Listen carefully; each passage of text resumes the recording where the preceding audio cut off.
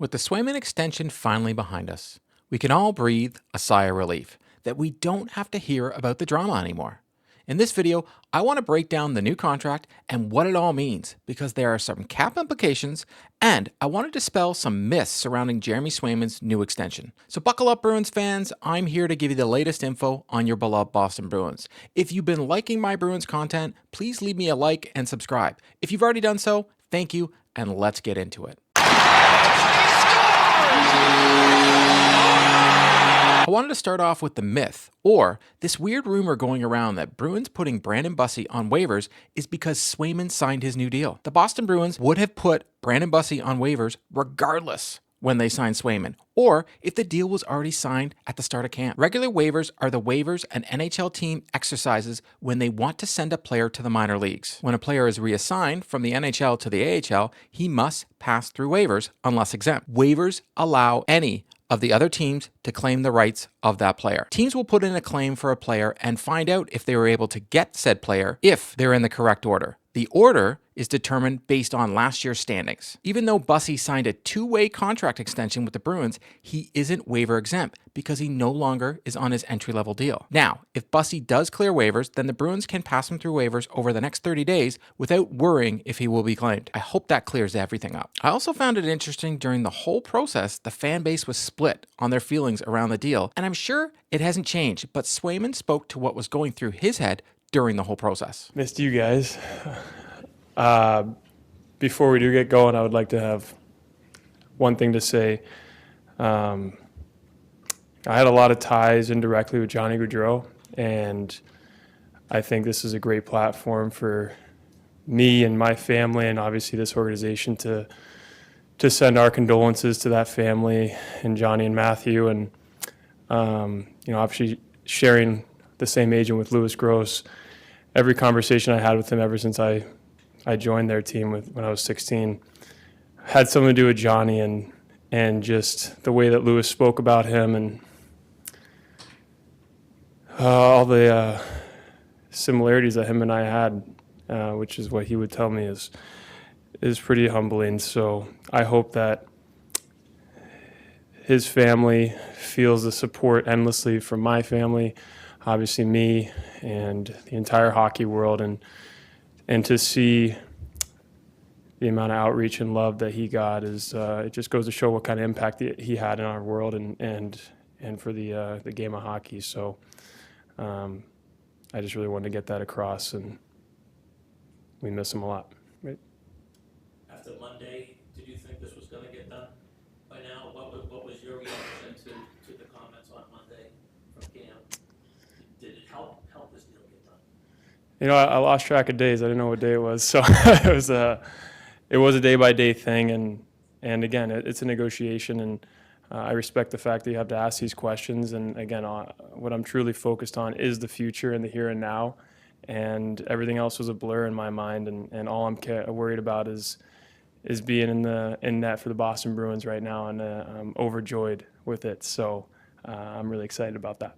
Are you at all concerned about maybe the court of public opinion swinging against you during this period? It's funny you say that because I feel an incredible amount of support. I felt an incredible amount of support throughout this entire process, and every day there was calls coming in, and those are the people that truly care about you as an individual, and even when they're not in your shoes, they understand that you're in that spotlight, and to see the amount of people that were just coming out of the woodworks, reaching out to me and my family, just showing support and love. That for me was what mattered most, and to see the outreach of fans and this city just really supporting me throughout this entire process just showed how much it meant to me, or it means to me to be a Boston Bruin, and that's what was one thing that drove me every day to just stay in the moment, keep my glass half full mentality and a smile on my face, and that's what ultimately brought me to this place. Now, let's break down the contract Swayman signed.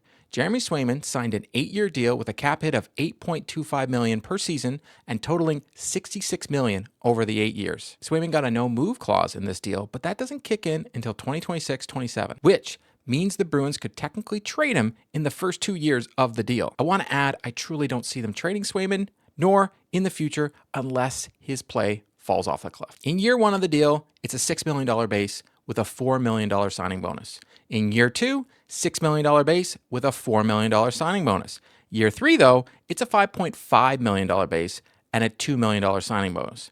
Year 4, 4.5 with $3 million signing bonus. Year 5, 5.5 with a $2.5 million signing bonus. Year 6, 5.5, $2.5 million signing bonus. Year 7, $5 million and a $2.5 million signing bonus. Year 8, 4.5 and a $2.5 million signing bonus. Year 3 to year 6, it's a no move. Year 7, 10 approved team trade list. Year 8, 10 team no trade list. The length of the contract covers 2 years of RFA and 6 years of UFA. Thank you, Puckpedia, to this information. Bonuses are paid out on July 1st, but are guaranteed money for the player. This is a huge concern for players right now as they negotiate new deals, because if there's a work stoppage when the CBA expires following the 25-26 season, some players won't get paid if they don't have guarantees in their contract. If you do the math, Swayman gets $8 million guaranteed in the first 2 years, but the year of the potential work stoppage, he only gets $2 million guaranteed, which is the lowest bonus through the duration of his contract. David Pastrnak was able to get a bonus in his deal as well and will make a guaranteed of $3 million following the 25-26 season, which is also his lowest in his contract. That is some shrewd negotiations on the Bruins' part, and I have to tip my cap to them. For those that think the Bruins cave, you can take solace in the win that they're not paying out a ridiculous amount of guaranteed money if there is a work stoppage. Because for some reason, people really care what the Bruins are paying in contracts. I know it has a lot of cap implications, but really, a player's salary, I still don't understand why we all care so much, including myself. I truly thought 8 times 8 was going to be the number from the very beginning, and I've said as much in many different videos. But 8.25 times 8 makes a lot of sense, especially with the current climate around the league and salaries continuing to rise. I saw a lot of people saying Swayman should have took a Soros type deal AAV wise, but we should factor in that he's making $7.74 million, but he plays in a no tax state, meaning he's taking home possibly more money than Swayman, who has a higher AAV. In fact, Bobrovsky and Vasilevsky, who are the top 2 active lists of players making salary and goaltending, are also in no tax states. And if they were on any other team, they would be making a heck of a lot more if they were in a tax state. These things do factor into a contract negotiation for players in states that don't have a tax exemption. Comparing players like Saros AAV to Swayman isn't really a one-to-one. I think this was also one of the most difficult things in this whole process, which was comparables, because there really wasn't much to work with Swayman. I know Swayman spoke that he knew his comparable, and I would truly love to know what they were, because I had a hard time trying to find one during this whole process. He hasn't played as many games as all the recent players that signed, and was a heck of a lot younger as well. That is why I was using the percentage of cap Rascott on his big deal, because him and Swayman were near the same age and had almost identical stats. It's all done now, but man, I would love to know what comparables they used during the negotiations. And I doubt it we'll find out on Behind the B, like we did when they traded Seguin for dipping his pen in the company ink. After waivers and accounting for Swayman's contract, the Bruins have $561,667 in projected cap space at this time of the recording. That doesn't give them a lot of room if they do want to sign Johnson to a 1-year deal. Sweeney spoke about what his future plans are at a press conference. Here's the clip. So I'm going to take a few questions, but obviously I want to turn this over to Jeremy. It's really important for him. It's a big day for the Boston Bruins and for Jeremy to be celebrating and moving forward, and we're excited that he'll be on the plane today. So I'll take a couple questions and then turn it over. You've negotiated a lot of big money, several big money deals. Was this the most difficult negotiation you've dealt with? I mean, Pastas went for a long period of time as well. I think I've been pretty consistent in saying that every deal has its own timeline.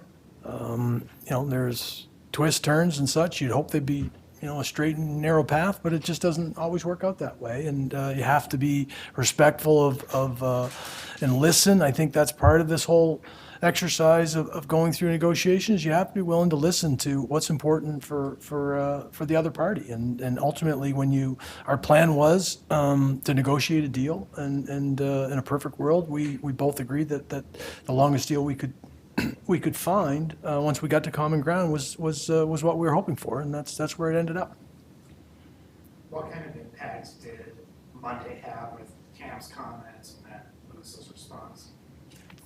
I mean, Jeremy might comment further, but for me, that's just an indication of both sides would like to find a deal, and ultimately we did.